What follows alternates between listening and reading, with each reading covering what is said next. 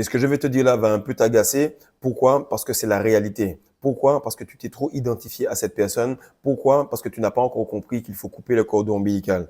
Donc, toute cette humilité, le fait de laisser passer les autres devant toi, le fait de vouloir conseiller les gens alors qu'ils t'ont rien demandé, le fait de vouloir tout le temps être enseigné par des femmes qui t'ont éduqué, et ça t'a juste permis de grandir dans la matrice. Tu as ta mère, ensuite tu as ta tante, ensuite tu as les tatas de l'école ou de l'église, tu as les personnes qui s'occupent de toi à l'association, et ce sont toujours des femmes, ok?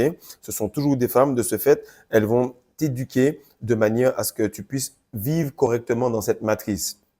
Et ce que je vais te dire là, ça va faire tilt dans ta tête, soit aujourd'hui, soit plus tard, mais tu vas voir que c'est la stricte et pure vérité. Et ce que je veux que tu comprennes, c'est que ce type d'éducation-là et ce type de comportement que ta mère t'a donné, que ta maîtresse t'a donné, que la tata que tu appréciais t'a donné, ou toute forme de figure féminine t'a donné, elle repousse et dégoûte la femme de tes rêves. Elle repousse et dégoûte tes manifestations. Elle repousse et dégoûte tout ce que tu veux. Pourquoi? Parce que tu es masculin.